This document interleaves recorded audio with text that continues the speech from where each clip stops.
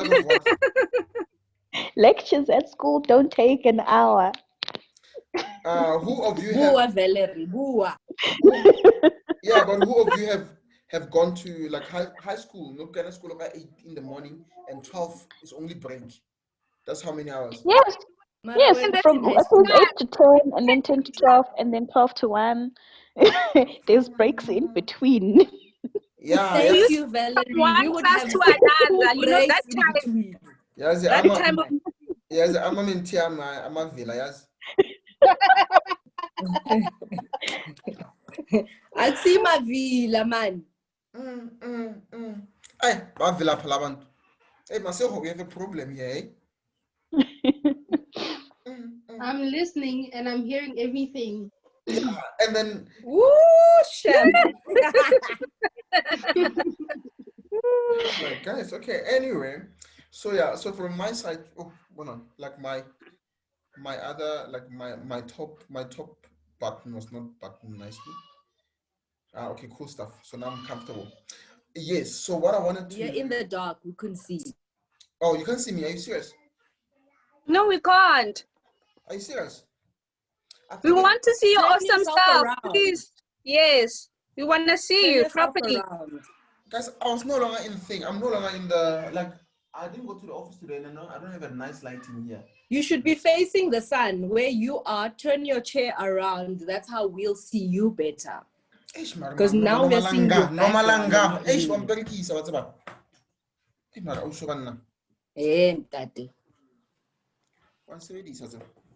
There you go. There you go. Keep going. Yeah, yes. Now, hello. There better. you go. Yay. That's better.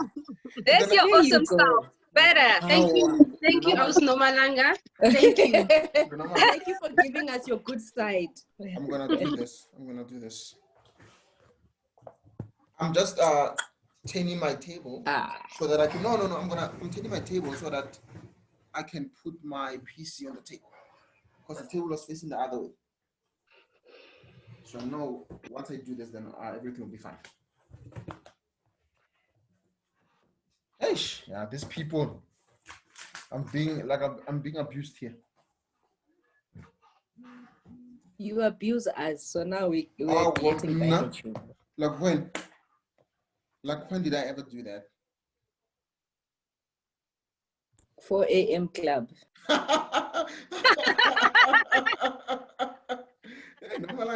Yes. So this is payback.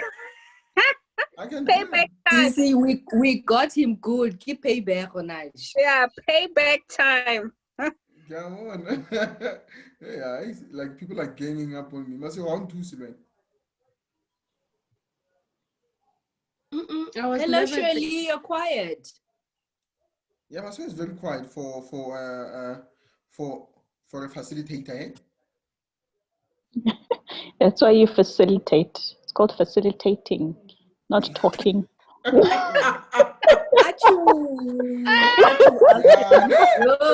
Yeah. Shirley, that hurts. I said, Shirley, Valerie. Like Valerie is very short today. Eh? Woo. Shots I'm fired. sorry. I'll keep my mic muted for the rest of the session. And Valerie, she's usually the quiet one. But today, yay, I'm a short. I farishi today. I'm telling you. Alrighty, right. What's my video now? Come on, guys, I can't see my video. Marcel, how's my video?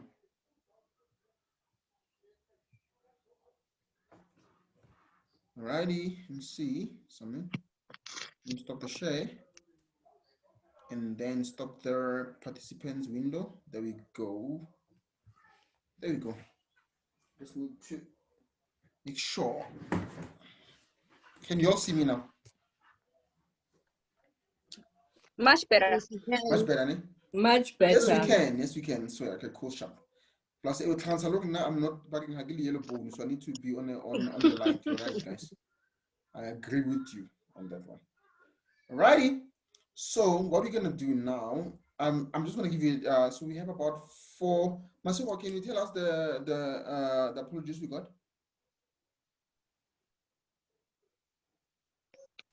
So can you please repeat that? The apologies we got. Who did we get apologies from?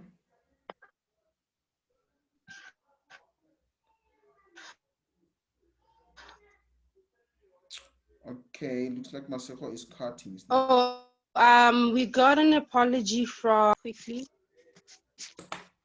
Okay, from Aus Mashudu, and Ntateli Pule is only going to be available within the 30 minutes of the meeting. Okay. Yeah. And then Kapeso is also a oh, and Aus Kapeso, yes, and Aus Kapeso. And then what's the other one again? Because there's somebody that I'm not seeing here that I know for a fact that she's always on time. So I'm just worried a bit. Who's this Shady? I could say It's Kembeka, Amogelang, Mashudu. Oh yes. Aus Kapeso and Ntate Maifolipuli. Okay, that's perfect. Okay, sharp. That's fine. So those are the apologies we have. So it means the other ones are just Latecomers.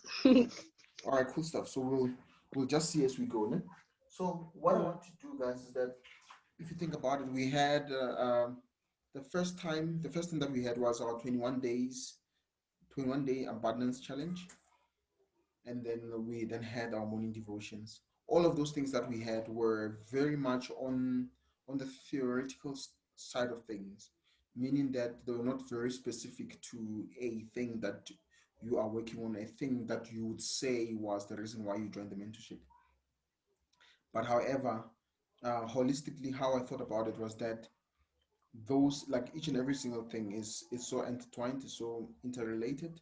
So the main reason why I went that way was to ensure that we deal with the underlying things that are affecting our performance, that are affecting our productivity, that are affecting our winning formulas, so to say. So I wanted to do everything that I could to ensure that we get back at winning, so to say.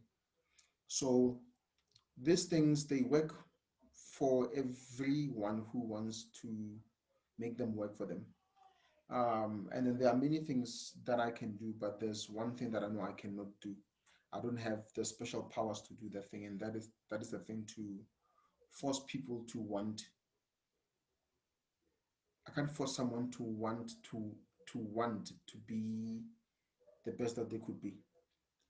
Like if Umpila does not want to be excellent in what she does, I can't force her. If she does not want more, if I cannot force her to want more for herself, so to say. I can influence it by showing you other people who have succeeded, by showing you other alternatives, by trying to coach where I can, by trying to inspire where I can, but you are the one who has to make that leap, which is one of the guys. Okay, I'm gonna stop just for a second. There's the latecomer. Check the latecomer. Let's clap our hands for the latecomer. Kimango. Kiman late come. I'll shady. No. Thank you for finally bracing us with your presence, Ausheli. Ausheli didn't come by for the first time. I never thought Ausheli would come one day. So, but anyway, Ausheli didn't miss much. We just started, ne? So I was just telling everybody who are like giving them my side of the feedback of what has been happening, and then saying that okay, what we've been doing so far, it was not really specific to the goals that you had. The closer we got to your personal goals was when we had the meetings, and I didn't have meetings with everybody. Everyone who's here, I've not had meetings with all of you. I think it's only they are the two ones that I haven't had a meeting with here on this group. On people who already attended, but everyone I had meetings with them. That's when we spoke more in depth about your own personal goals. So now in this series, because of on the calendar that Maseko gave you, there are a couple of things. So now we are going to a new series for 2 weeks. I call it How I See Myself series. How I See Myself. The reason I titled it that way is that until we change how we see ourselves, I don't think anything that we're doing or that we think is worth doing, we'll be able to do it, you know, with the charisma, with the excellence that it deserves, until we change how we really see ourselves, until we change how we see ourselves, until we see ourselves as people of excellence, as people who are deserving of such great behaviors, so to say, or great accomplishments. I don't think we'll be able to crack that. So hence I named this coming series How I See Myself. It's a series that we're gonna run for 2 weeks, and then after that, Henry Mwale delivers his site, because I briefed him about what will the series be about, and then he will deliver it 10:30, and then after that I'm gonna do like a very quick thing. Like I said, I don't think we're gonna do it until 1. So once that Henry Afeta, I think I'm gonna only need 30 minutes. Thinking about it, because of the How I See Myself series is a very simple series, and I'll explain in depth after that Henry Mwale Afeta Khubua. So I think we're still good now. So what I'm gonna do, because of only after that Henry Mwale Afita, that Henry Mwale, he's a businessman, he's an entrepreneur, he's a pastor. He has a church somewhere in Vanderbilt Park. Yeah, it is. Him and I met 2 years ago in one event where I was coaching some kids, and then he came to deliver like a message for the day. Like an awesome man. He's an author as well. I think he authored like more than 10 books or something. And then he's been pushing his ministries in the US a number of times. He's more respected there than he is here. You know the thing, like the drill in South Africa, like you get the respect outside the borders of the country than you do in your own homeland. So he's quite an awesome person. I'm very much elated that he will be part of this. So while we're waiting for him, what I would like to do, because of one of the things in the agenda was to talk about our feedback. I'm gonna start Sisi Shaylee. Okay, no, let her catch her breath. How's Lizzie? Are you there? How's Lizzie? I am here, but I'm drinking. I'm eating. Sorry. Okay, sharp. Yeah, sharp. When you're still eating is fine. I'll go to get Botlhale, are you there, my sister? Good morning. I'm here, my brother. Good morning to family. Family must say good morning. Family. Good morning. Good morning. Good morning. Good morning. Family.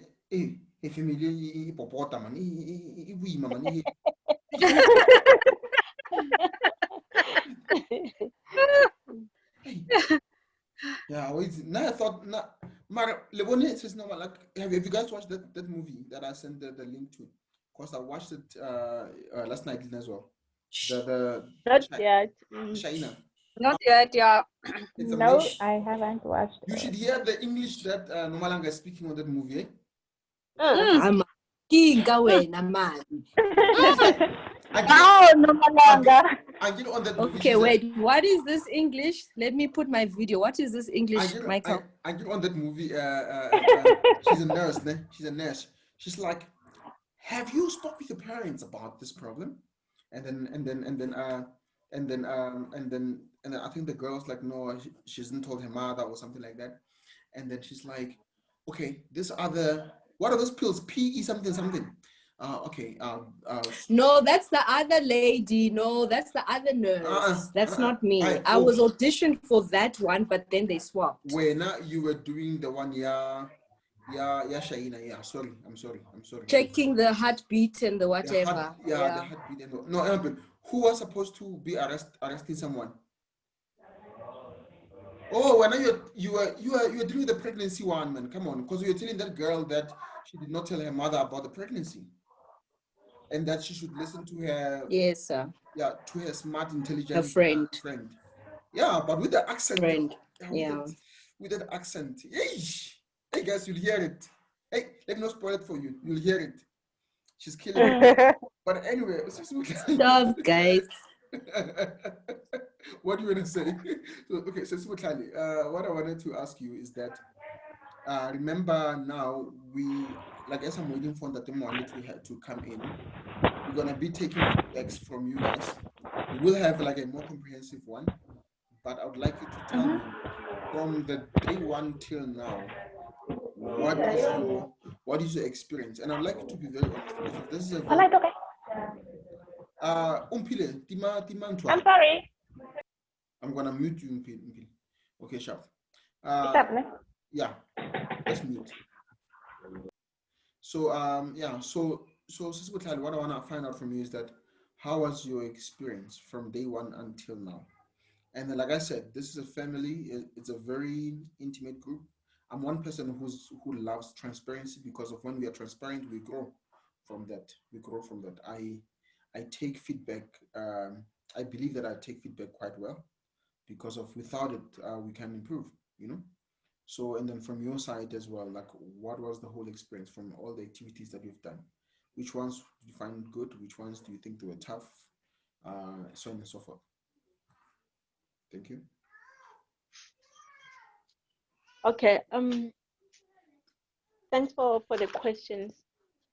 I'll try to be as honest as possible with the family. Yes, ma'am. That's my apologies. I'm not feeling, but I'll try to. Yeah, I'll try to participate. Just want to put my video on so that everyone can see me. Yeah, it's been I must say a very challenging experience with Michael. It's been exciting. It's been difficult. I remember there was a point in time I lost my phone and I couldn't get communication through the 21 days challenge. But I managed to sort myself out, and I was a bit late in completing my 21 days challenge, and I reported that to the group. It was rocky and challenging period, because during that time I'm also one of the people who contracted COVID. I was in isolation, but I got a lot of reflections about me as a person, be it what I'm thankful for, be it finances. I must say I did a lot in terms of finances. I managed to unpack my finances. I managed to score some wins in terms of where I was wasting time.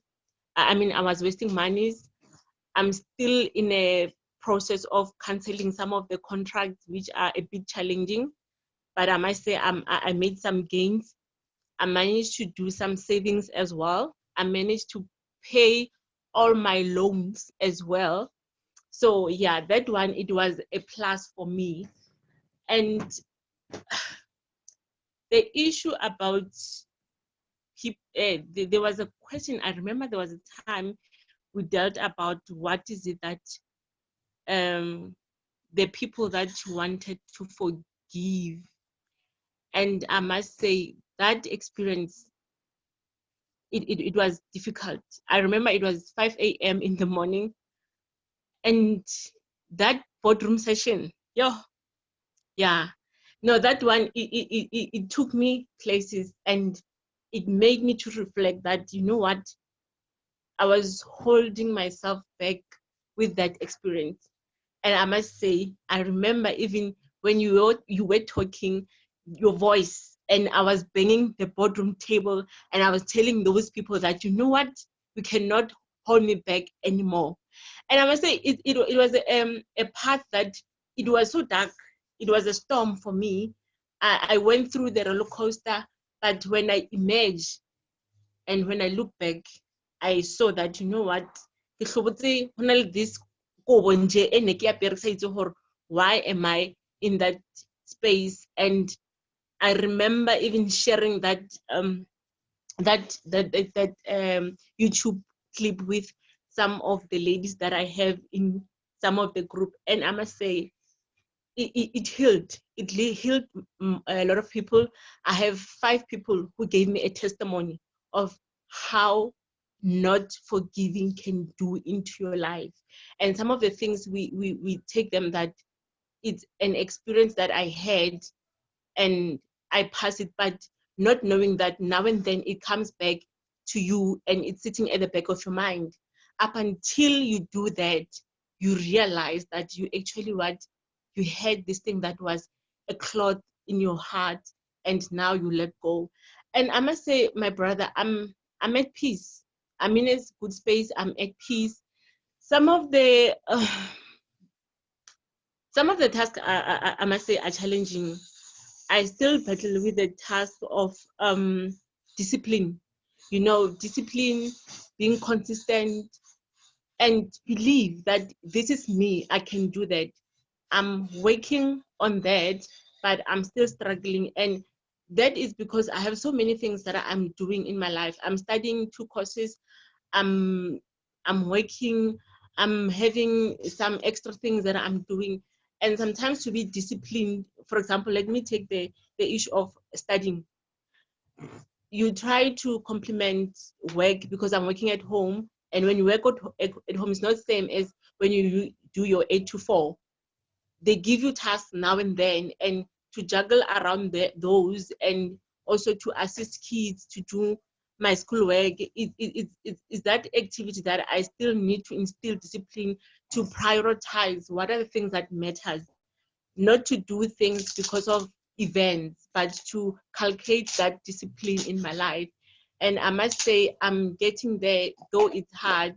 But yeah, that is the one thing that I need to do. And I know if I can instill discipline, like you always say, in what you do, you tend to achieve things, because that is a method that you apply in every aspect of your life. And the discipline, again, goes to the issue of my eating habits. I must say I lost weight as well since I started the program because of the issue of discipline. Yes, I'm struggling, but I lost a bit of weight. I still want to do more, but I love myself, I must say. Because of the program, I love me. I appreciate me. I appreciate the space that I'm in. I'm happy. Yes, I want to do more, but I must say I'm happy.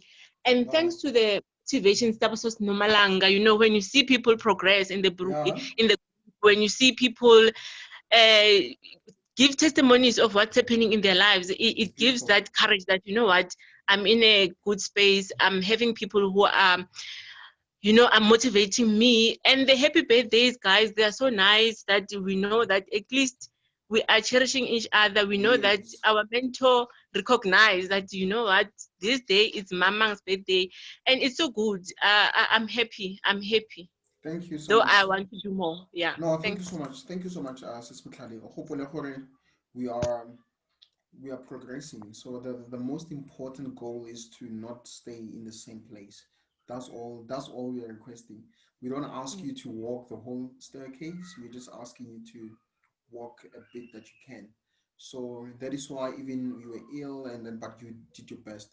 Processly easy, they were not doing well, but they are doing their best. Everybody, they were pushing themselves. Like one of the things that makes this, like your group, guys, more different than all the other groups that I mentored, it is that I started this at a very difficult time. There's COVID, people were being retrenched in jobs and whatnot. So it was the hardest time of all. So for me to see you guys going through things, that's why when I see other people slaking and everything, you know, sadly so, I'm not surprised because of stuff for so many people. So for those who are being able to stick to this, like I give you 100%, like I give you 100% props. So thank you so much, Bakali, for that. And then we'll continue with this. So we're not gonna do everybody, of course. So if other people come in, I'm not gonna ask them to give their things. I'll ask those who are already here, and then I'm keeping note of who's here. So there's about 8 of us. Yeah, because of I'm excluding myself and Maseko.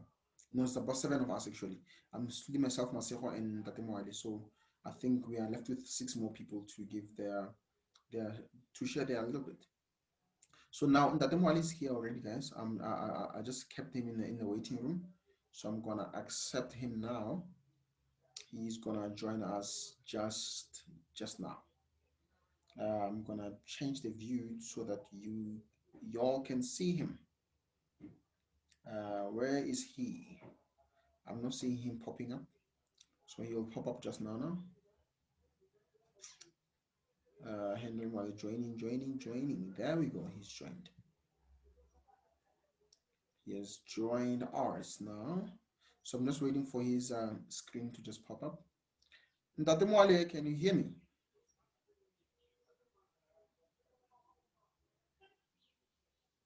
I'm not sure what's going on with his. I think he's not aware that he's muted.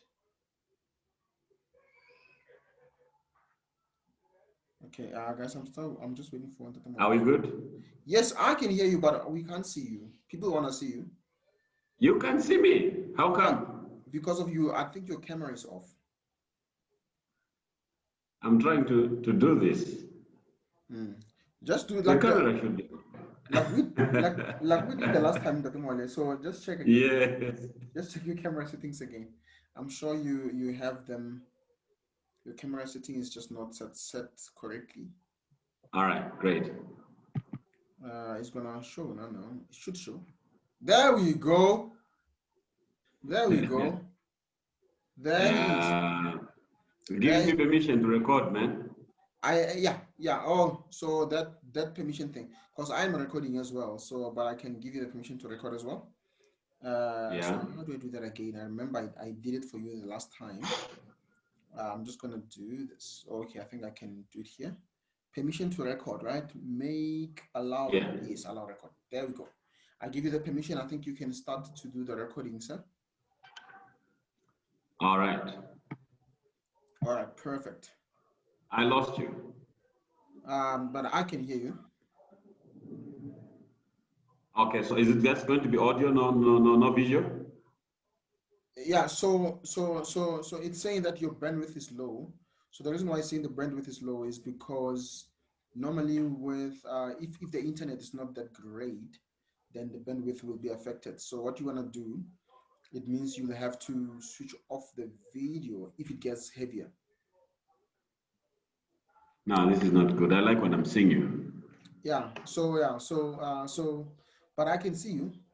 It's still good for now. So so it is just warning us that there might be a problem. Okay. Yeah. So, but if it gets too problematic, then it's fine. Will it be able to come back by itself? Yeah, it should. Okay, so if you can see me, then the rest can see me. Thank you very much for having me. So, what I think we should do, Ntate Mwale, before you carry on, so that we don't disturb. What I think you should do, because I'm recording this as well, so it's fine. I'll share the recording with you. You should just switch off your recording because of that affects the bandwidth a lot. That could be the reason for that. Yeah.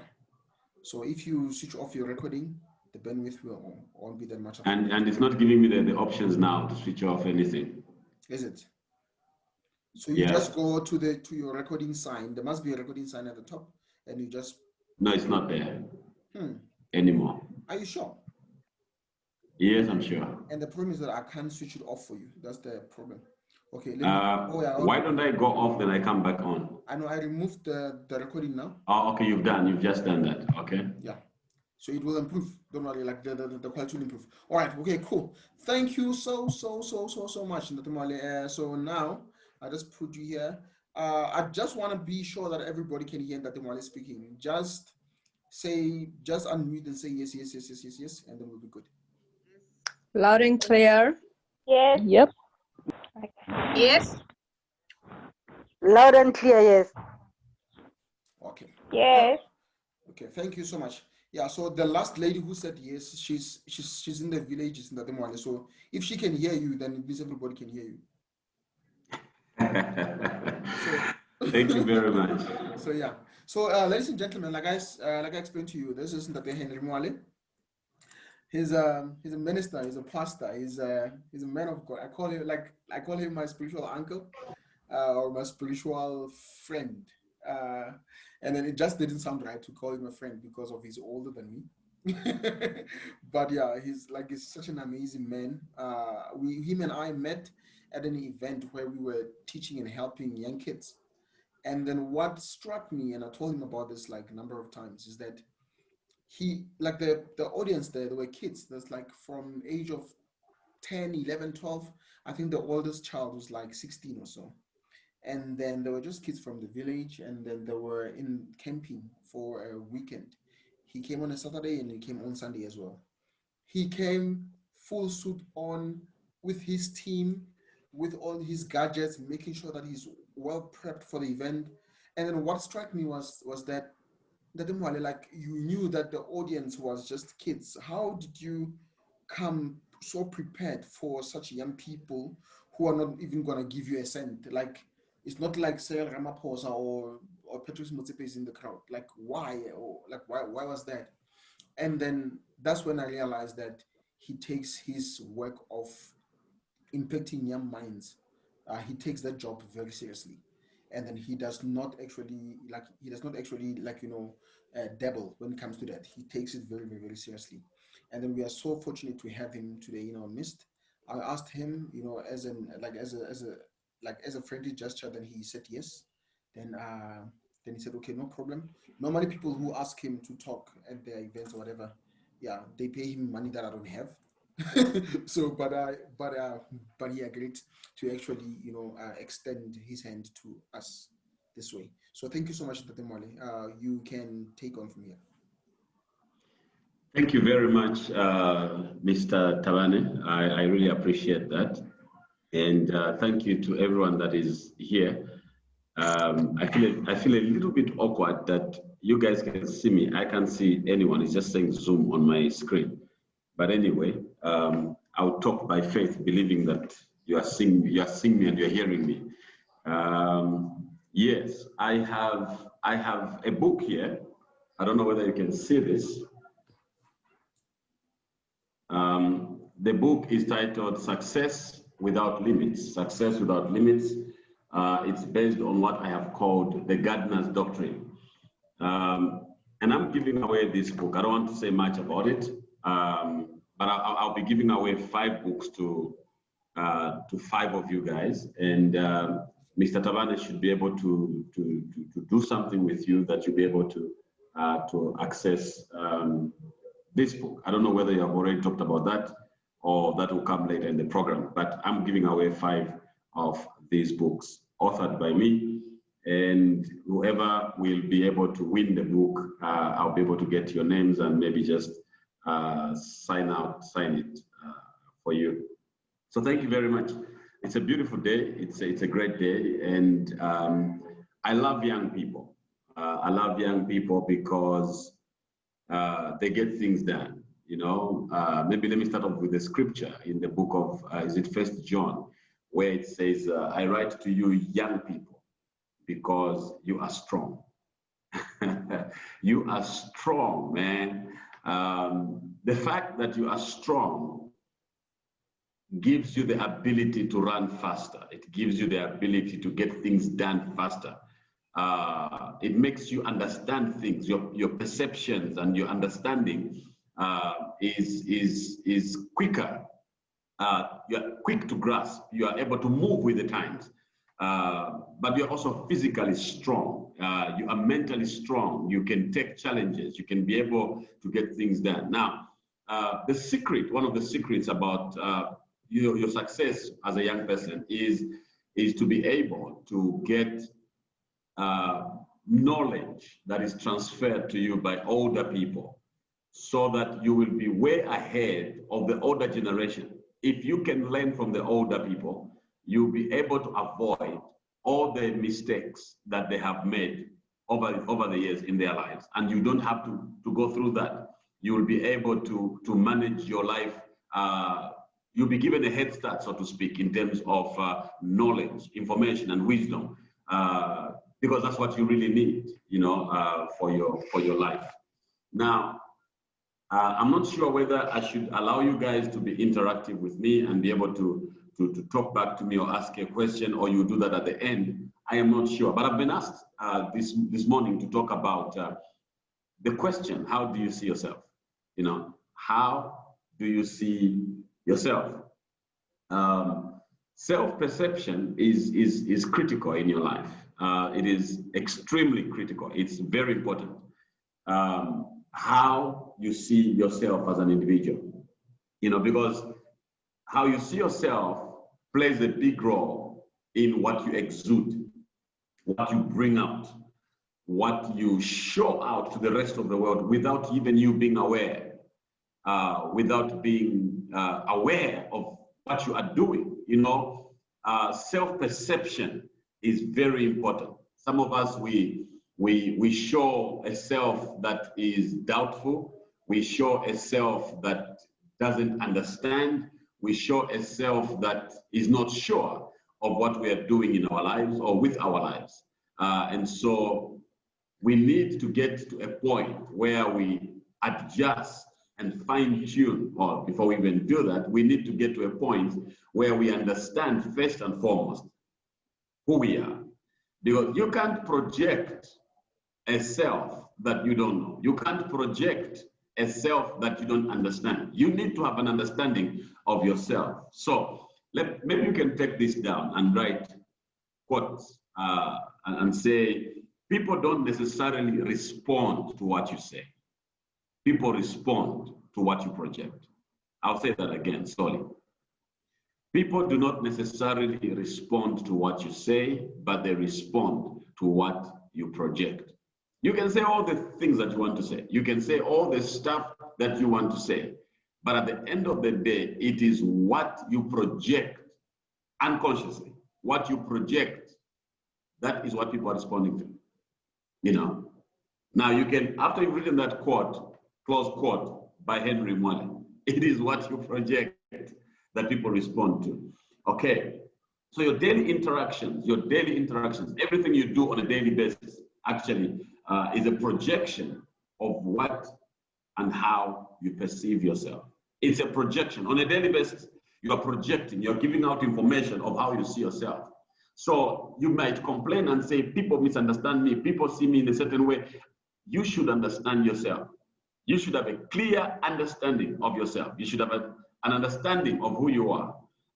If there is any discovery in life that you'll ever make, it is the discovery of yourself. You need to discover who you are. That lays the foundation. That becomes the basis of everything else that you'll ever do in your life. Because without that, then you have no reason to proceed in any direction that you want to take. It is critical that you begin to understand who you are for you to be able to see yourself the right way. And so the image of yourself has been greatly influenced. I want you to understand this. The way you see yourself, that image that you have in your mind, even in your subconscious mind of yourself, has been greatly influenced by a whole lot of factors. Society, upbringing, education, family background, economic background, a whole lot of factors. They play a role in how you see yourself, in the image that has been created in your mind, at the back of your mind. You can say all the nice words. You can say all the right things. You can just say everything that is correct, but without correcting that part of your life, you will look okay, you will look proper as you dress up and speak to people, but at the end of the day, there will be this thing within yourself that keeps disagreeing with everything else that you're saying. Because what you're saying or what you'll be projecting and giving out to the people is something that you have learned as second nature. What you need to understand is first nature, your first nature, who you truly are. And when that has been sorted and settled, it becomes all systems go.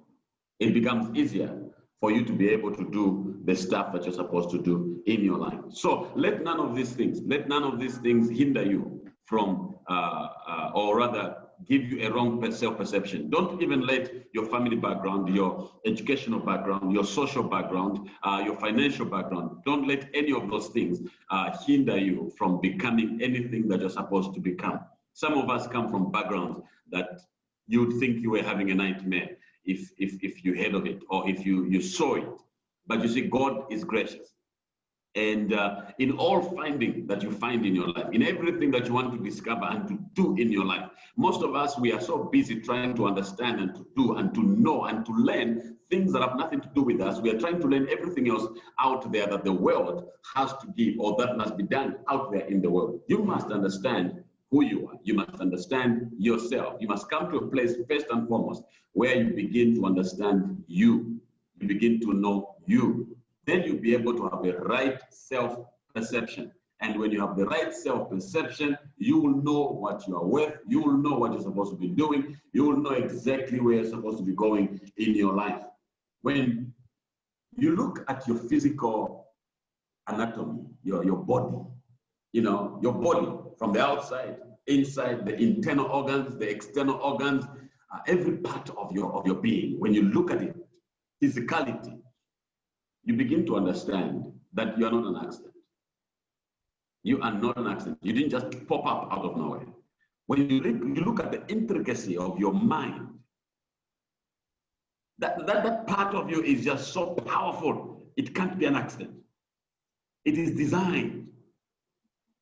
When you look at how you function, your spiritual aspect, you begin to realize that there has been a designer. When you look at all those three levels of your life, your physical aspect, your mental aspect, your spiritual aspect, you begin to understand that there is someone who designed you. Things as great as that don't just pop up out of nowhere. You don't just pop up out of nowhere.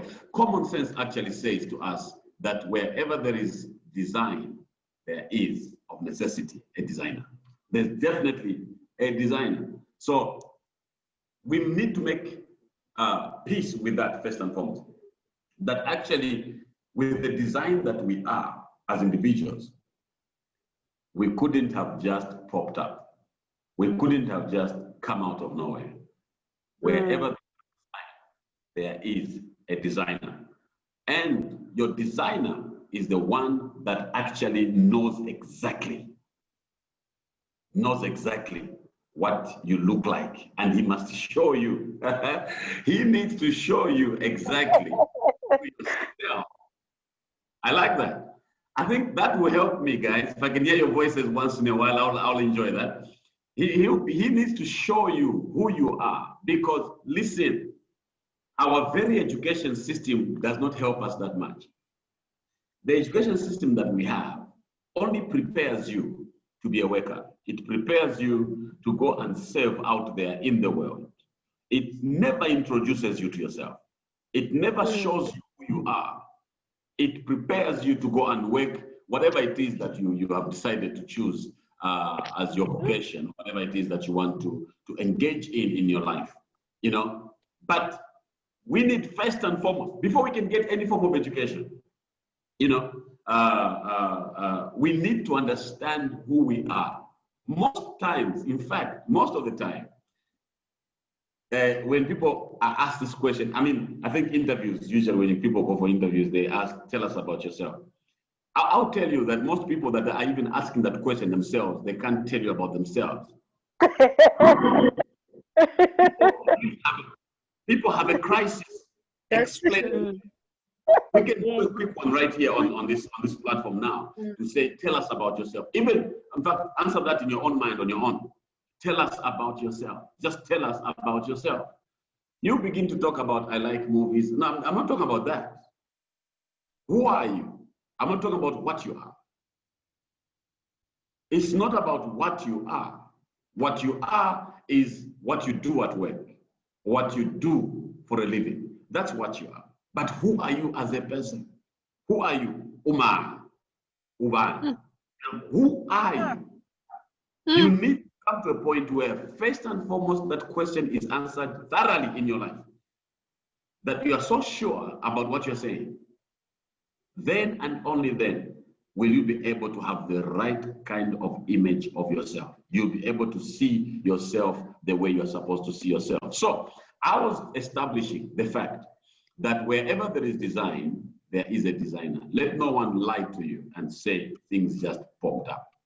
All right, I'm not trying to preach religion to you. Let me tell you, one day I was on a bus some years ago. I think it was about 15 years ago. I was traveling between Johannesburg to Cape Town. I sat next to a lady, brilliant African woman, very intelligent woman. Somehow a conversation came up as Cape Town is far. You have to talk to the person sitting next to you. And it was an issue of the existence of God. Somehow, I didn't have much argument. She had a lot to say. You know, she spoke until I got weary. Later, she slept. Early in the morning, as we were going towards Worcester, I think, the sun was rising. It was beautiful to see that in those mountains. And at a certain place, we saw all these mountains, a lot of them. A lot of mountains. It was almost as if they were all the same height. They were all arranged in a particular pattern. There was a pattern. And then this woman is looking at those mountains and she says to me, wow, look at that. They look so beautiful, like someone just put them there. I said, yes, someone did. You can't have an accident create such formation. No, you can't. It was so well arranged. If you were an accident, your hand should be at the back. But every time, everything else flows and follows the order of the designer. You have a designer. And I'm trying to establish and to get you to understand that regardless of what you want to achieve in your life, first and foremost, that must be settled in your heart. You know, so it's very important. It's imperative that you begin to see yourself through the eyes of your designer. The people that make a BMW, they create it and they give you a manual because they want you to understand exactly how that machine is supposed to be operated. You must look at it and see it and operate it through the eyes of the designer. You must understand what was in the mind of the designer to create what machine he created. You are not a machine, but however, you never just popped up. You were created for a certain reason. Your designer had something on his mind when he created you. He had something on his mind. And that is what you need to find out for you to have a right self-image. You know, so self-perception is not something that you just create because of what you like and what you don't like or what you consider cool. You know, you feel like, that's cool, I would rather be like that. That's not how it works. You don't create it. You don't create it like that. It is something that you uncover. You have to uncover it. You know, because there are many things that I would have, growing up at this age, you can imagine it has been a journey. I've gone through a lot of stuff. I have gone through things like, at one point in my life, I wanted to be a pilot because I was just so amused by aeroplanes flying. I'm still amused, but at this point, I don't want to fly them. I want to just sit and enjoy the flight. I just love being in the air. I do. Yes. You know? And then later in my life, I thought I was going to be a lawyer. And I think I was going to make a great lawyer, I can tell you that. I was going to make a great lawyer. But even that also did not happen, you know, because those are things that you get to like, maybe because of the, whatever it presents to you, whatever it makes you feel like. You've heard that I'm a pastor, and that's one thing I never wanted. I never thought about it. I never liked it. I remember telling one of my brothers, I said, you know what? I have this calling. I know it's a calling, but I don't like it. I hate it. I know pastors. Pastors these days, okay, there are those pastors that have got money, like a lot of money. But at that time, I was saying, no, man, I don't want this. This thing, there's no money. This thing, pastors that I know are broke. I want to make money in my life. And my brothers, lawyers who are broke. I thought, wow, that's an interesting one. I never saw it that way.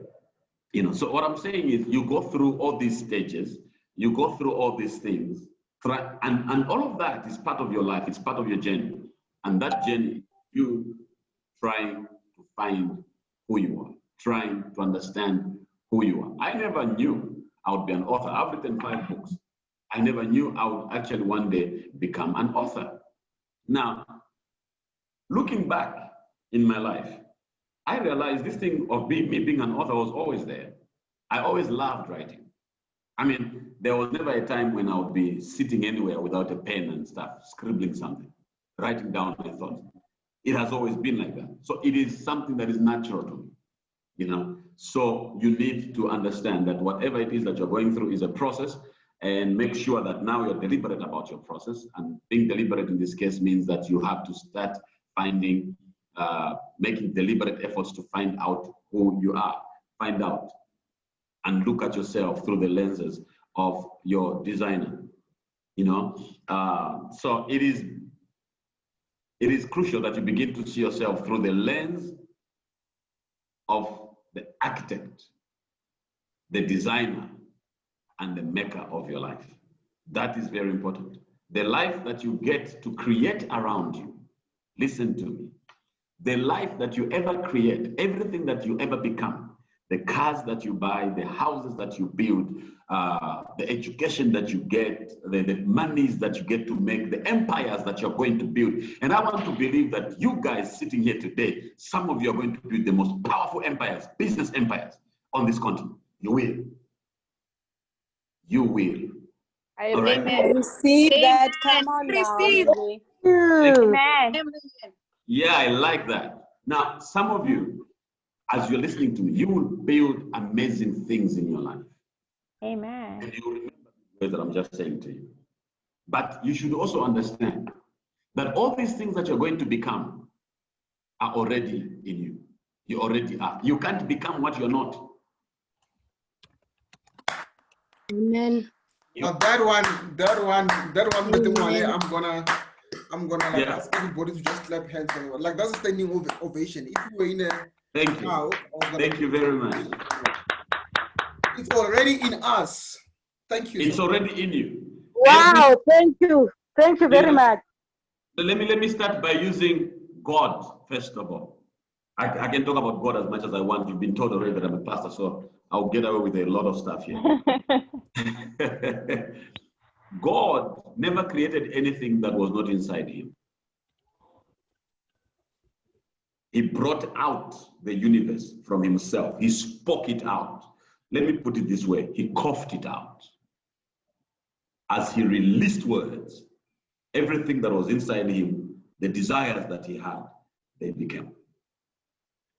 You have everything trapped within yourself. Innovations, great innovations that will come out of this continent, Africa. They will actually come because you are part of it. You have them within yourself. There's no need for you to begin to underestimate yourself, to begin to see yourself the wrong way, because you have everything within you. It's built in you. Your life, the life that you live beyond breathing, the life that you create is already in you. How do you begin to do that? First of all, you must find out who you are. Right self-perception. And that can only be done when you begin to see yourself through the lenses of the one that designed you. Okay? So start seeing yourself through his lenses. The designer and the maker of your life had something on his mind when he created you. It is called purpose. You see, I'm sitting on a chair here. This chair is at its best when I'm sitting on it. When I'm not sitting on it, it's just a chair. It's waits for the next time it's going to be at its fullest functional capacity. So a chair that you're sitting on, if it had a mind, it would be like, I can't wait to be used, man.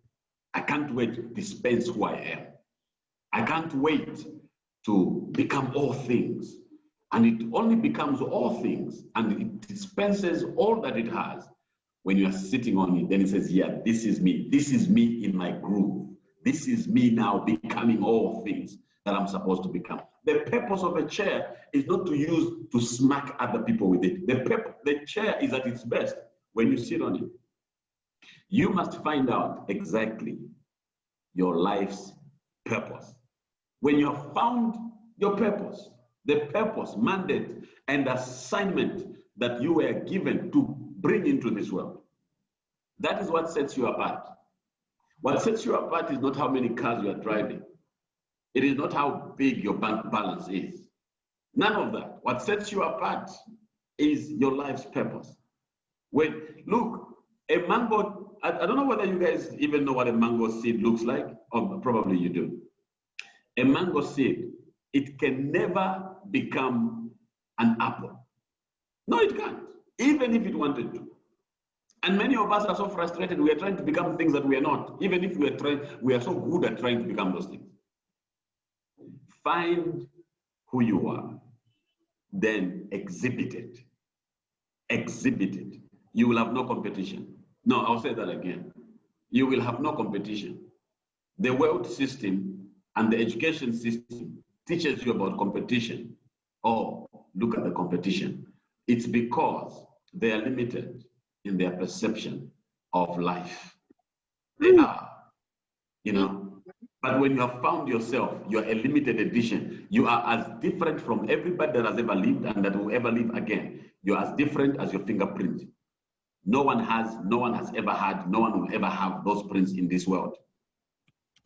Yes. So you are amazing like that. You are different. There's no competition for you. There's no competition whatsoever. There's something big about you as an individual. So you don't have to feel inferior. You don't have to feel small in any way. Your life's purpose is the true definition of who you are. I'll say that again. Your life's purpose and assignment, that is the true definition of who you are. That's what sets you apart. That's what you really need in your life. You know, your life's purpose sets you apart.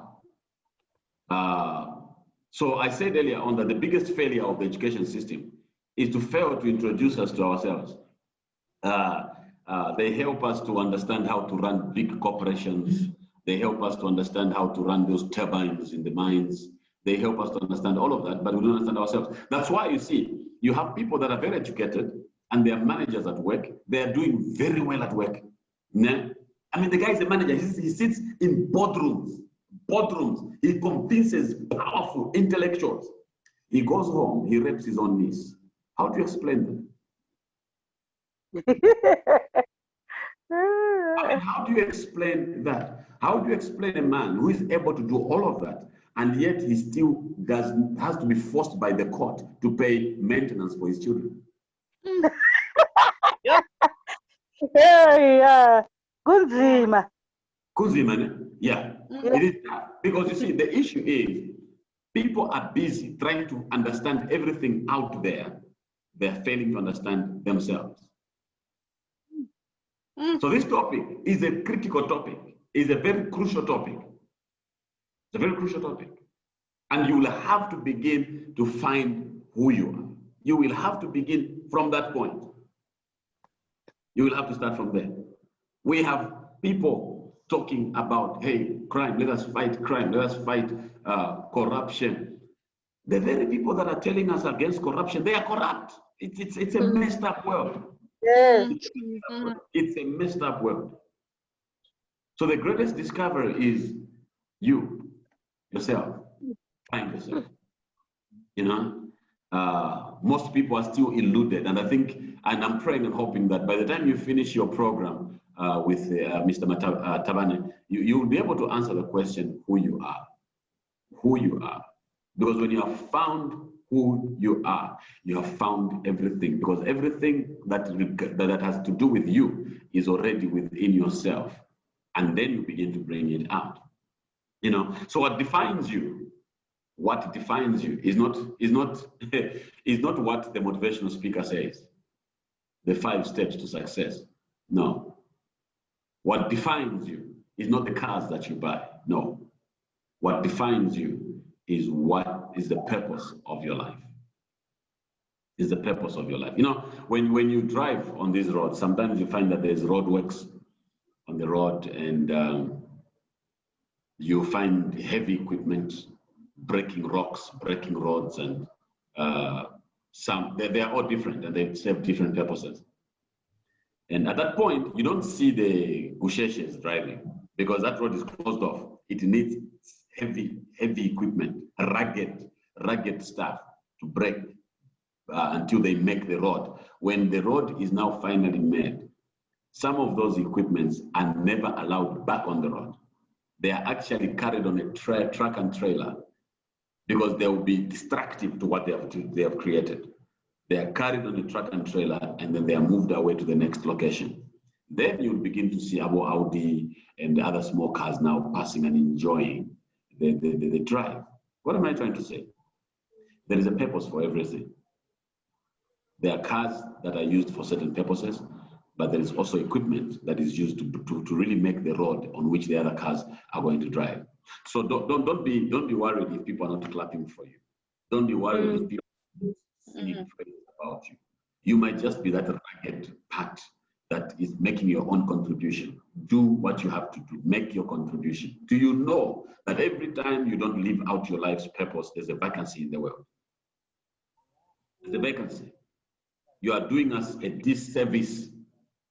You are making us fail. Yep. Every time you are not doing what you were sent here to do. At this time of life, there's a vacancy. You are creating a service. You are creating a problem for all of us. So do your part. Do what you're supposed to do.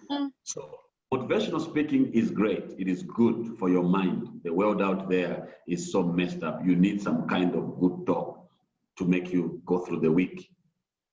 But you need more than motivational speaking. You need inspirational speaking. Because inspiration, thank you.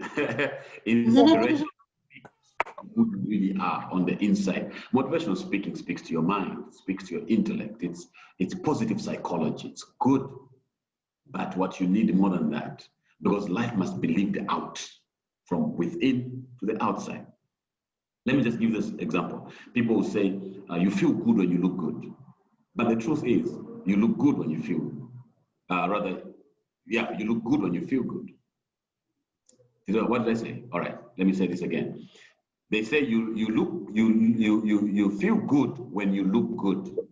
When you are well dressed, you feel good. That's a temporal gratification. Very temporal. It's here. You need something beyond here. You need to feel good because you are good on the inside. You need to look good when you feel good. Yes. So you might not be wearing expensive clothes, but you stand out. You look amazing. People who are well dressed, they'll look at you and they'll think, what makes him tick, man? Because you feel good on the inside. It all starts on the inside. That is where the real person is. You know, so your purpose, your life's purpose is your true identity.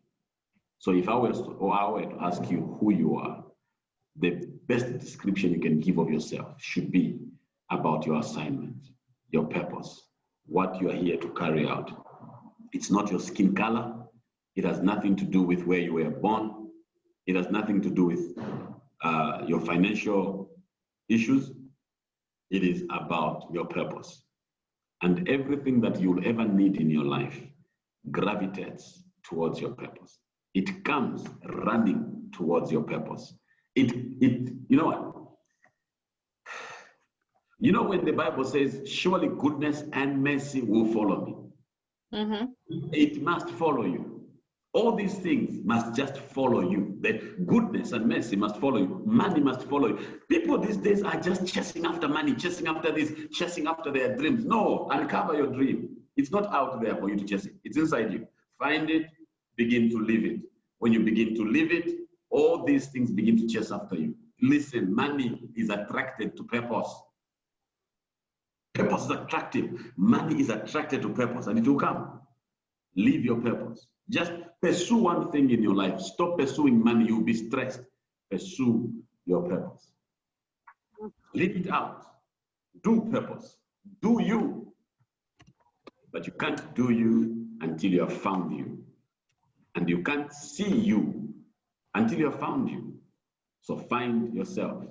After you have found yourself, which is your purpose, then live it out.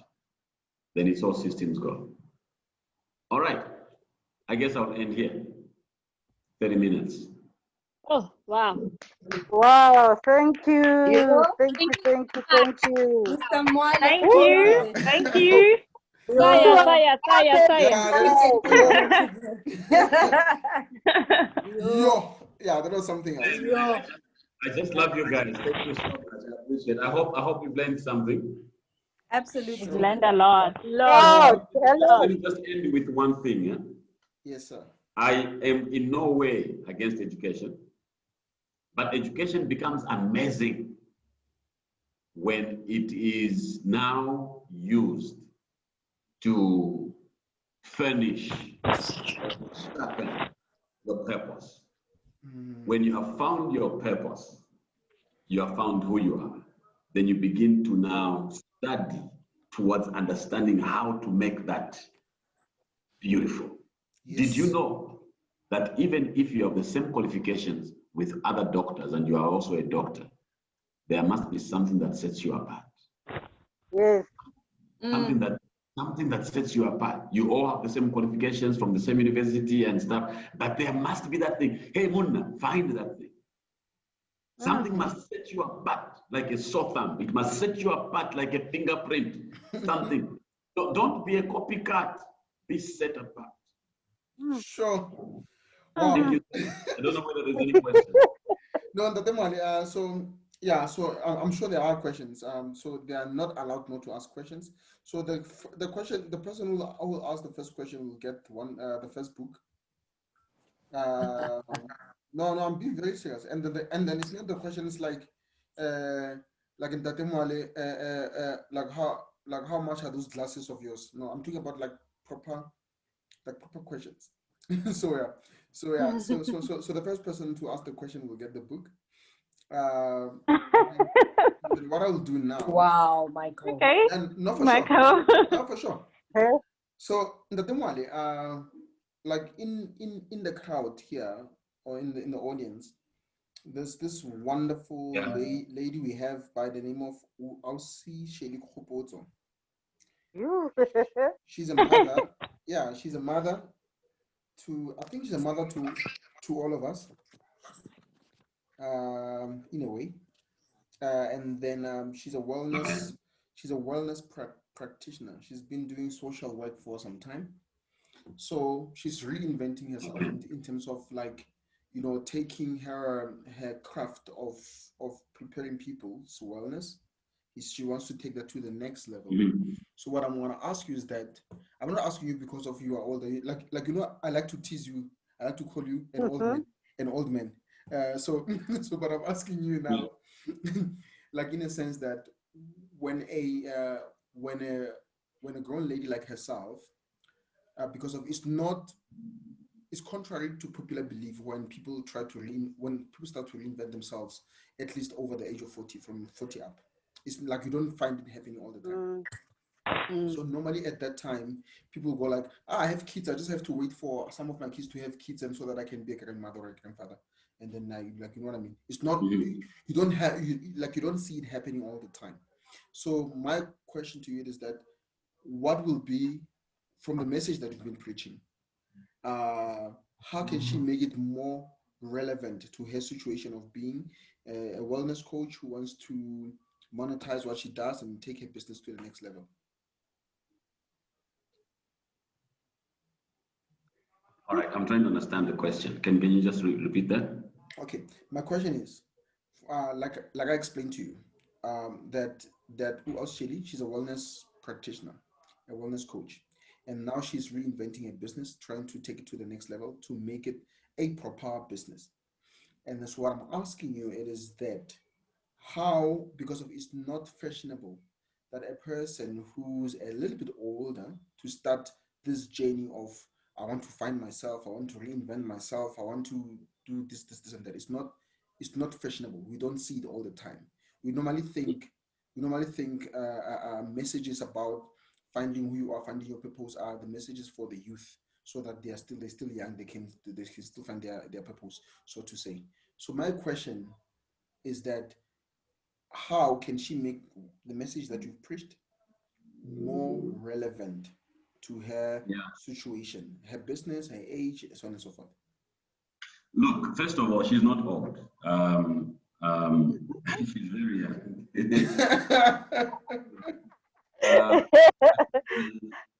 I've traveled to the USA several times, and I learned something. What I learned is a person who is 55 in the USA is called a young person.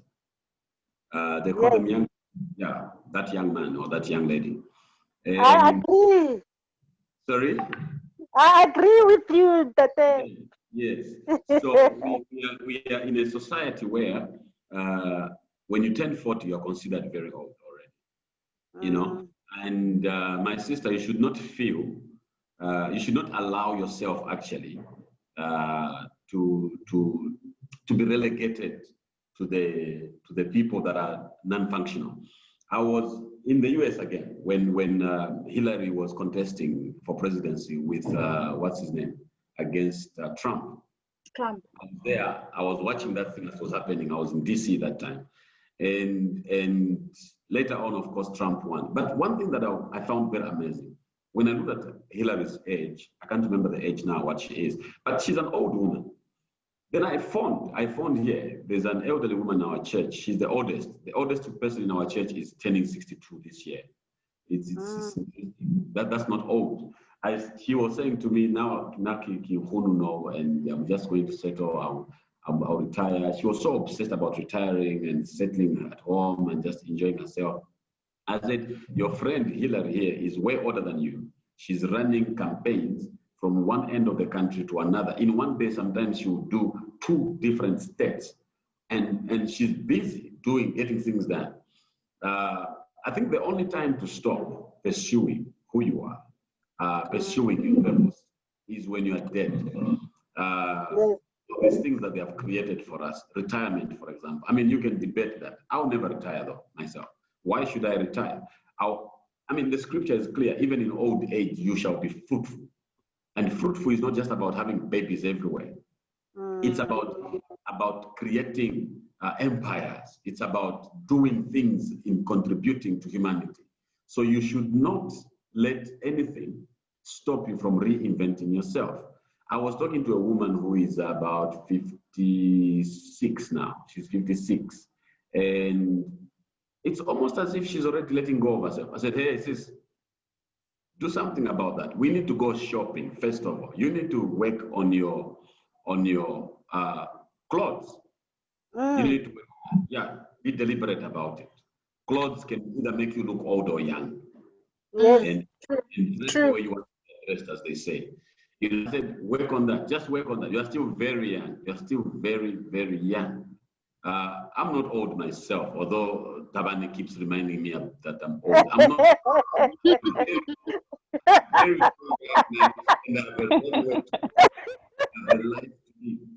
So yes, reinvent. You know, the story of an ego is the best story. Every time at a certain time it goes, it hibernates, it reinvents itself. Don't let anything or anyone or any tradition or any belief stop you from reinventing yourself. You have got a lot to achieve in your life. You have got a lot to do. And as long as you wake up, then you know you still have things to take care of. You still have purpose to live. So yeah, go ahead. Read as much as you can on what you want to do. Get as much information as you can. One of the things that I'm trying to do myself to reinvent myself, maybe let me use myself as an example, is I'm coming from a generation. In fact, my age is between the generation of people who were who never knew anything about computers, the people that were born before technology. I was also born before technology, yes. But at the end of the day, I am also a bit closer to people who, who understand technology. But I am pretty much on the other side. I am making sure and I'm trying to work hard to understand this thing because I have a message for the world. I have a lot to do in this world.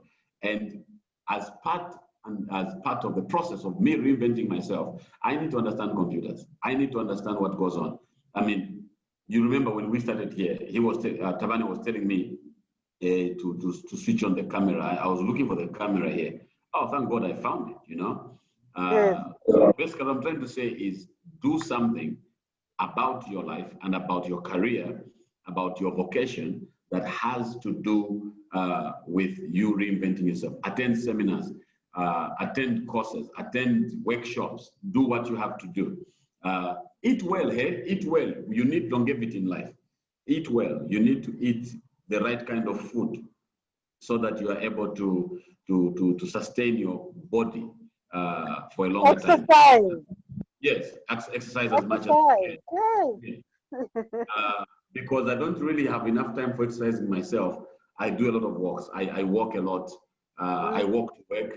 I walk to the office. I walk. One day, this young man said to me, "You're walking." I said, "You're walking too." People don't expect other people to walk. You have to do something that will keep your heart pumping and your blood going. I don't know whether I'm answering the question.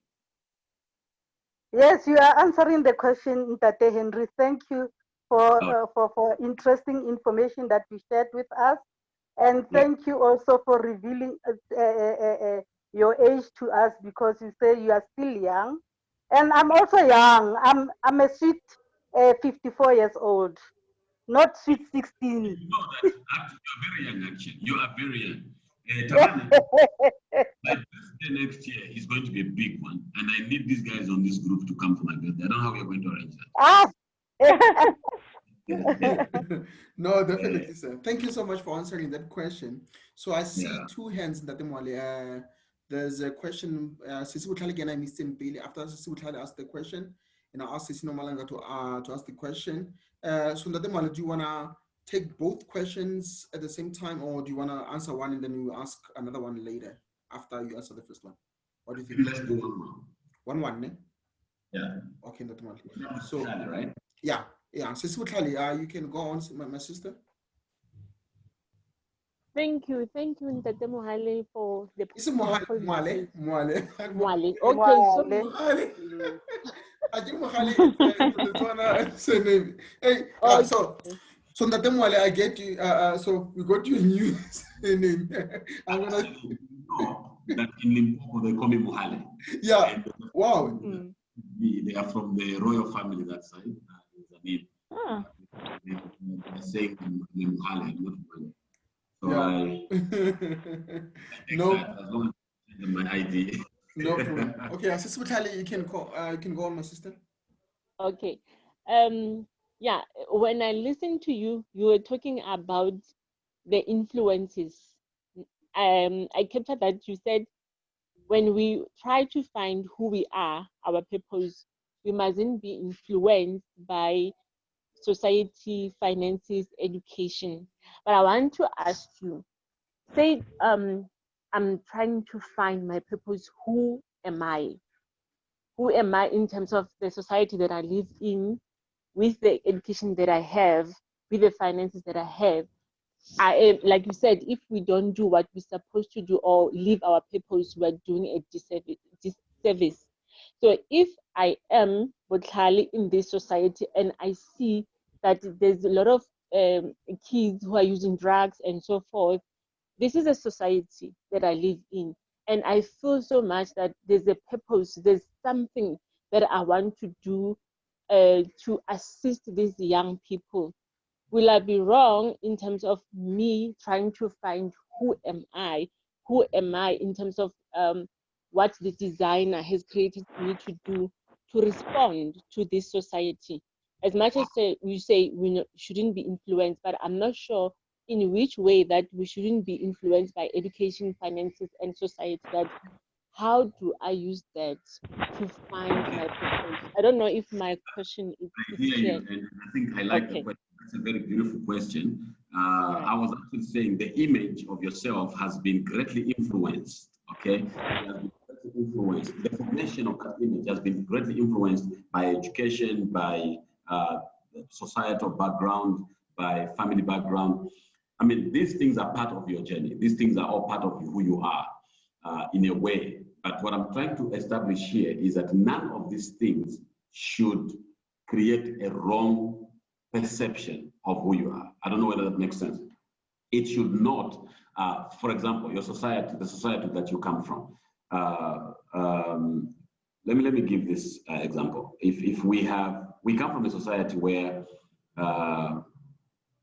rape is very common, you know, those things must never determine how you see yourself. Even the issue of drugs that you're talking about, it should not take away from you who you are. Because at the end of the day, what you need to understand is look, if you're going to attend to the issue of drugs in your community, and that's what your calling is, it should be first and foremost because that is the purpose of your life. If it is not the purpose of your life, those drugs out there, you will try to fight them, you won't win. You'll be extremely frustrated, you know? So when you have found the purpose of your life, and if you realize that dealing with the issue of drugs is what God has called you to do, or rather, that's the purpose of your life, that's what you are designed for, with that, you will have the capacity to handle the pressures that go on in that particular area. For example, I don't think I have got the stamina for drugs myself. I have helped people with drugs here and there. I've been part of some of the programs and helping people with drugs, but that's not just me. You know, it's not easy for me because I'm not wired that way. But if you, first of all, find yourself, all these things that we've mentioned, family background, society background, economic background, all of these things, they're not within you, they're outside you. So what I'm trying to emphasize is you find you first, so that you can influence what is outside you. Otherwise, then you'd be fighting a losing battle. I don't know whether I'm making sense.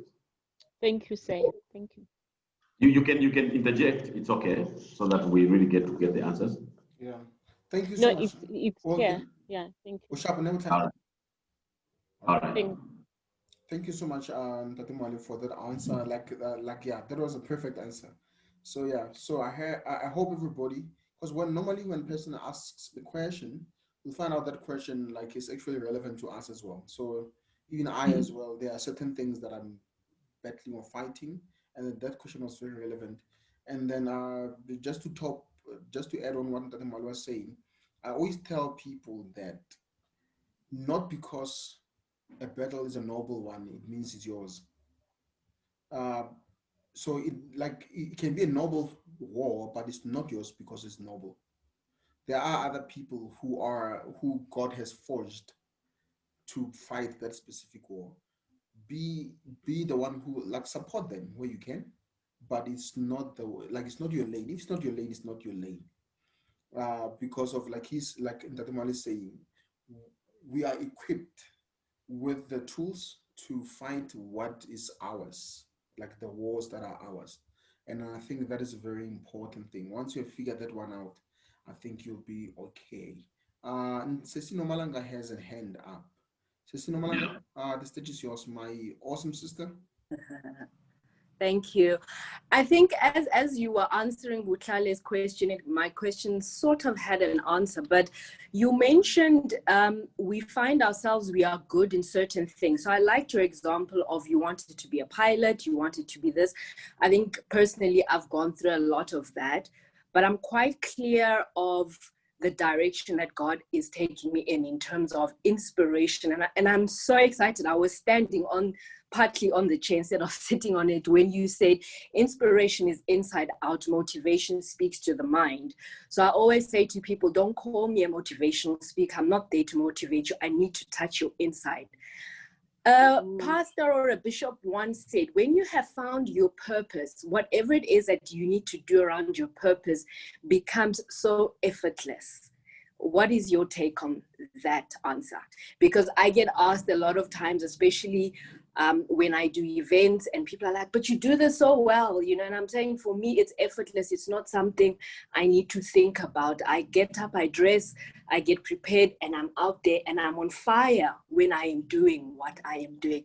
So what is your take on that? Does whatever we do as part of our purpose become effortless? And I understand there will be challenges along the way, but is that a good, I guess, design to tell you that you're on the right journey to your purpose? Oh, it's a very interesting question. Effortless probably could mean that you don't have to work hard to convince yourself to do it. Look, there's one thing that I'm sure of about my life, and that is God called me to preach.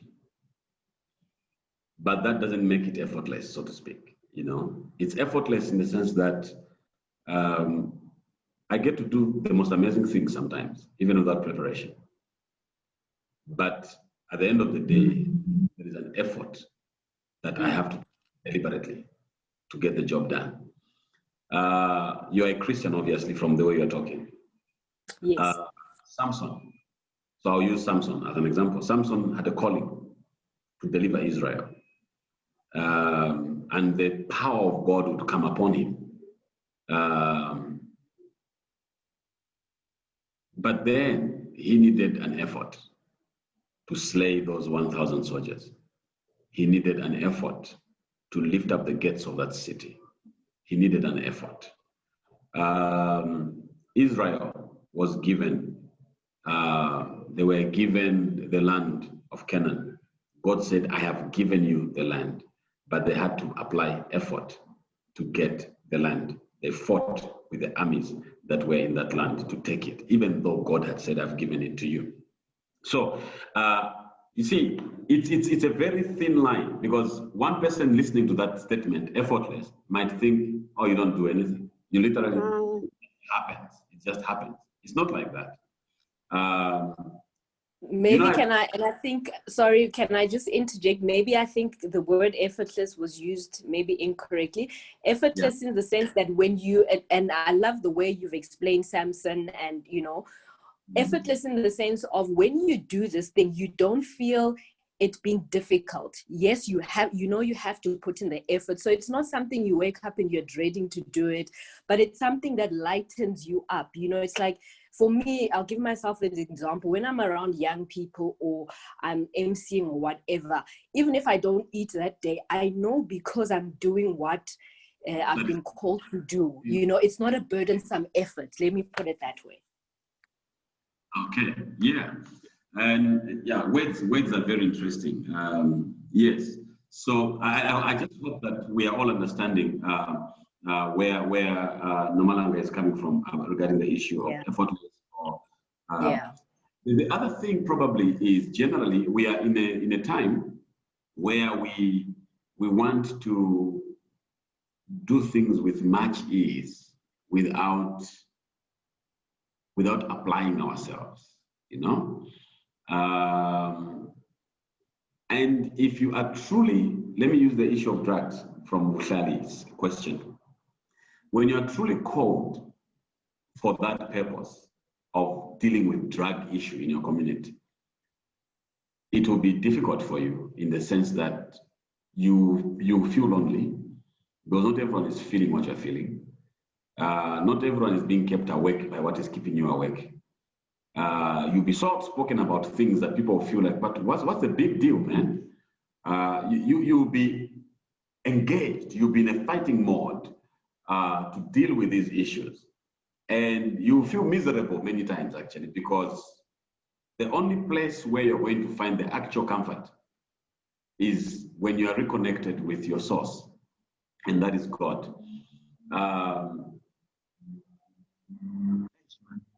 I think, I know you clarified the issue of the word effort, but I'm still trying to come back to that, because many of us, we think like that. You drive a car, it needs effort to move, you know, even if it was designed to be driven, it needs effort.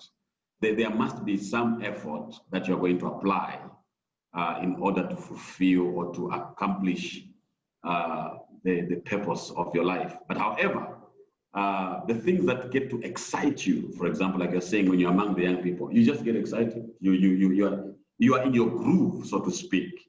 You don't have to wait for Friday to have a great day, to have a great time. You don't have to wait for Friday. For you, anytime when that purpose is happening, you are at your best.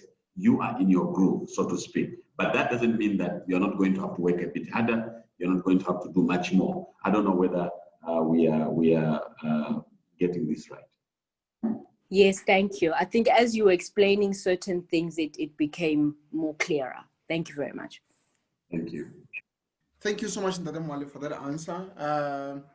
Because of Lena, like if I wanna add more to the conversation that Tabane Mentorship and Nomalanga are having, it is that like one young person asked me about this thing of developing love for what he does, like the passion for what he does, so that what he does, it will become effortless. I'm like, okay, no, let's put it this way. Mastery, like when you master a skill, it takes effort to master the skill. And once you are good at that, like at mastering that specific skill, then your efforts of actually like carrying over the task, they are not the same as the ones that you took in the beginning when you're still learning how to master that specific thing. One of the most like classical examples are the examples of driving a car. They'll tell you that when you learn to drive a car for the first time, you are very conscious about everything. Okay, this is a clutch. Okay, this is gear one. This is two. Okay, sharp. I must brake. I must do that. Like, it's so much effort in the beginning.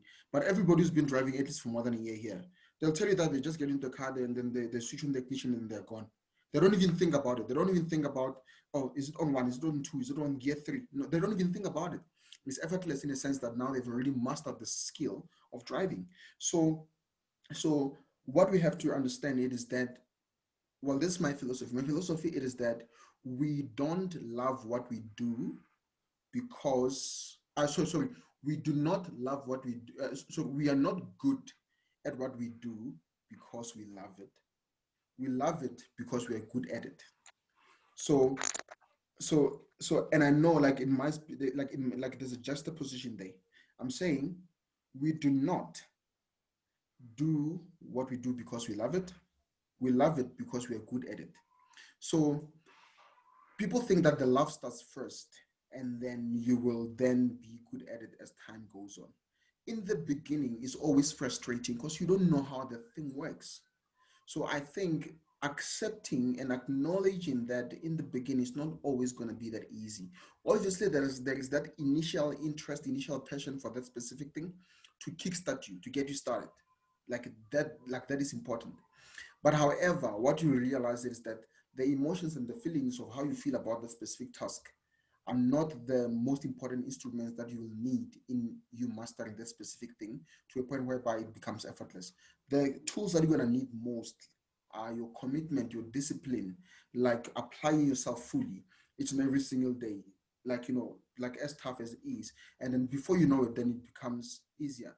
So arguably, Sisino Malanga, you cannot, like arguably, yes, you have picked up that you are a good natural speaker, but you cannot tell me that you have not put work behind that excellent work that you do every day.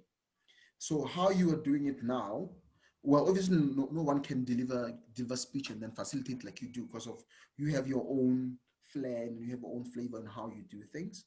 But what I can say for sure, it is that there is some work that you've put behind what you do. And then now it became like effortless, so to say, like in a sense that now you are good at doing it. You became great at doing it. But truth be told, there is some work that you've put behind it at some point in your life. And now you are a master at it, so to say.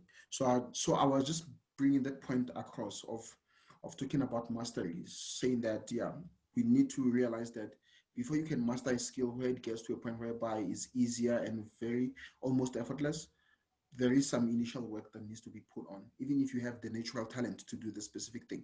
Even the best singers in the world, they'll tell you that they do their vocal drills and trainings and whatnot. Even Usain Bolt, the fastest man on the planet, he trains like nobody's business. Even the best basketballer like your Michael Jordan, if you hear about the trainings that he used to do, but when he does it, when he's on that basketball court, like you'll swear that this man was born for this thing. People will think that thing, like, yeah, he does it like a remote control, but there is some work that has been put in there first. Okay, that's the point I wanted to make. So yes, so then what I'm gonna do, do you want to comment on that, or should I go to the next question? You've done well. For me, that makes a lot of sense. Maybe we could proceed. I still have 4 books. Who was the first one to ask the question? The first book went to Sisi Butlali. She was the one with the first question. And then Sisi Tebato, she said she has a question as well. Yes. So Sisi Tebato, yes, I do. Please answer a question. And then I'm gonna give the second book to Sisi Nomalanga as well, because of the challenge that she put on the table. It was very challenging. Thanks, Sisi Nomalanga. It was very, because of what you asked is not a question that people normally ask. And then it's something that we think is obvious to answer, and it's not. Yeah. Thank you. Thank you for the book, Tate Henry. No problem. Thank you very much. Sister Tebato. Hi. The stage is yours, my awesome sister. All right, thank you. Thank you, Tate Mwale. I hope I'm saying that right. Thank you for words of wisdom. I've got 2 questions. The first question is, I like being practical. In everything, I want to be able to go back and say, these are the steps that I can do to get to a certain point. So my question is, can you suggest a few practical things that we can do to discover ourselves? What would you say? Do we have to meditate, pray, or can you just give us a bit of direction, on how to do that? And the second one, the second question, advice about if somebody wants to publish their own book, all right, how can they go about it? Can you suggest the easiest and less expensive way of doing it? Thank you. Those are my questions. All right. Tibato is the name? Yes, Tibato. Tibato. Okay. Yeah. Tibato, how does one discover their purposes? That's the question, right? Yes. Yeah. How do you discover yourself? How do you discover yourself? There's a part you said you need to discover yourself, know yourself first. How do you get to discover and understand yourself? Because I believe that will lead you to your purpose eventually. Yes, because what I said actually was that you need to discover yourself. And you will notice that in my talk, I have been using yourself and your purpose as one thing. Because what I said was your purpose is your true identity. That's the real you. Yes. So what I'm saying now is, earlier on I said there can never be design without the designer. And we need, we are living at a time now where we have really moved away so much from God that we actually are using our intellect too much, that we tend to feel that the supernatural has no influence over our lives. And yet, the supernatural influences everything that happens in this natural world. So we need to recollect ourselves, humble ourselves, and go back to our designer, the architect of our lives. I know that it might not sound very practical, but that is what it is. It takes a lot of praying. It might not necessarily be a lot of praying, but it takes prayer. It takes getting to ask yourself as much as possible, what was I really born for? Why am I here? Who am I? And as you ask those questions, trust me, one way or another, answers will begin to pop up in your heart. And I'm saying your heart here. I'm not saying your mind. They will start popping up because it's another topic for another day where we can begin to maybe extrapolate and explain the difference between the intuition and the mind, and then be able to understand how the two work, you know. But the issue is your intuition. That is the part of your life that connects with the spirit realm. And you come from the spirit realm. You are a spirit. And so that is it's like you're streaming. That is where you're streaming from your spirit, and you bring information into your spirit being. Spirit being is able to connect or to stream, for lack of a better term, with the spirit world, and it's out of the spirit world that you're able to get this information about who you are. Okay. Now, maybe one of the ways you're going to find out about that is, I think, let's learn to take time to be quiet. Hey, let's learn to take. The world is teaching us assertiveness. They are teaching us to be assertive, and that, for the most part, is to be able to talk too much. You know, many people don't even listen. Listening is not a skill that we are taught. And I mean, from the time you are born, actually, parents are more interested in hearing you say "daddy." You know, we are always being taught to speak. We are never taught to listen. To listen. You know, listening is a skill, and not everyone has that. If you're going to live your life, you are going to have to learn to listen. First of all, to listen to other people, because as people talk, you will find that something might jump out of what they are saying into your heart, and you will know. And when you know, you will know. You know, you will connect. There will be this connection. Let me just use this example of an eagle. An eagle that was born among chickens, you know, because the egg of the eagle was found by the farmer. You know that story. The farmer found the egg of the eagle, put it together with the eggs of the chickens, and the eagle got born, the eaglet. It was hatched